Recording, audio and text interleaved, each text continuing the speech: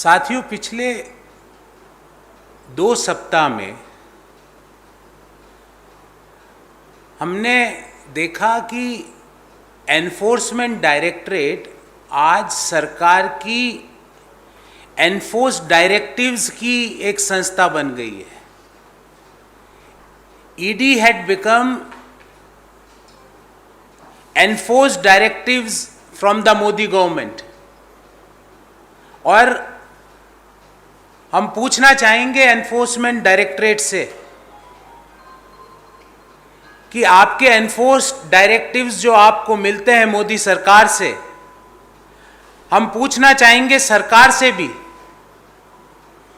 कि कुछ मामलों में आपकी इतनी लंबी और इतनी गहरी चुप्पी क्यों है? कौन लोग हैं सरकार में जो आपको ऐसा करने से रोक रहे हैं? क्या ईडी ने बोमई साहब को बुला के पूछा, कर्नाटक के मुख्यमंत्री को, कि आपके ऊपर चार्ज है कि आप जो भी काम करते हो उस पे 40% कमीशन लेते हो? क्या वहां पे ईडी ने पूछताछ की? क्या ईडी ने कभी बुला के मध्य प्रदेश के मुख्यमंत्री को पूछा कि व्यापम के घोटाले के दोषी कौन कौन है? क्या ईडी ने कभी गुजरात के मुख्यमंत्री को बुला के पूछा कि कांडला बंदरगाह पे 260 किलो ड्रग, कांडला जो ये बंदरगाह है वहां पे कैसे मिली, वो उसका क्या सोर्स था? क्या ईडी ने कभी हेमंत बिस्व शर्मा को बुला के पूछा कि ये पीपीई किट का घोटाला कैसे हुआ? क्या ईडी ने गोवा सरकार को बुला के पूछा, जब सत्यपाल मलिक ने स्वयं, जो कि गोवा के गवर्नर थे, कहा पब्लिकली कि गोवा सरकार जो भी करती है इस धरती के नीचे उसमें करप्शन है? इतना सन्नाटा वहां ईडी को क्यों आ जाता है? जैसे ही 2014 में मोदी जी ने सत्ता संभाली, उस 2014 में सत्ता संभालते ही स्टेट बैंक ऑफ इंडिया ने एक ड्राफ्ट एमओयू बनाया और उस ड्राफ्ट एमओयू के तहत $1 बिलियन अर्थात 7,825 करोड़ रुपया, उस एमओयू के तहत स्टेट बैंक ने और दुनिया के सारे बैंकों ने एक कंसोर्शियम बना के अडानी को फंडिंग देने का सोचा। और ये कहां पे फंडिंग दे रहे थे अडानी को? ऑस्ट्रेलिया में माइंस के लिए। जब इसका विरोध देश में हुआ, जब इसका विरोध ऑस्ट्रेलिया में हुआ, तो इस एमओयू को निरस्त कर दिया। बात यही खत्म नहीं हुई। उसके पश्चात 2020 में पुनः स्टेट बैंक ऑफ इंडिया ने 5,000 करोड़ का फंडिंग का proposal Adani Carmichael coal project in Australia, जब इसका भी वहां पे क्लाइमेट एक्टिविस्ट ने विरोध किया, जब इसका भी वहां पे इन्वेस्टर्स लाइक एमुंडी और एक्सा ने विरोध किया, तो स्टेट बैंक ने इसको भी गॉट स्टक। अभी इसका क्या स्थिति है मुझे नहीं पता। सत्ता संभालते ही 7,825 करोड़ का $1 बिलियन का फंडिंग अडानी को ऑस्ट्रेलिया के माइंस में देने का निर्णय किया। एमओयू बनाया स्टेट बैंक ने, विरोध हुआ तो उस एमओयू को वहीं रोक दिया। 2020 में पुनः ऑस्ट्रेलिया की एक कोल माइंस के लिए 5,000 करोड़ की फंडिंग का निर्णय स्टेट बैंक ऑफ इंडिया करती है। जब इसका विरोध वहां के इन्वेस्टर्स करते हैं तो वो डील स्टक हो जाती है। अभी इस डील की क्या स्थिति है हमें नहीं पता।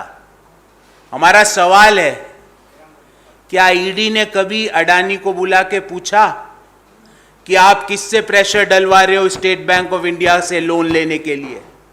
क्या ईडी ने स्टेट बैंक को बुला के पूछा कि वित्त मंत्रालय में बैठे कौन से मंत्री आपके ऊपर दबाव डाल रहे हैं कि आप अडानी को लोन दो?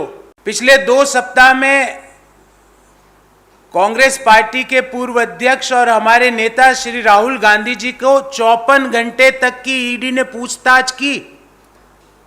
पर 2 मामले आपको बहुत लेटेस्ट मामले आपके सामने रखूंगा, वहां पे ईडी चुप है।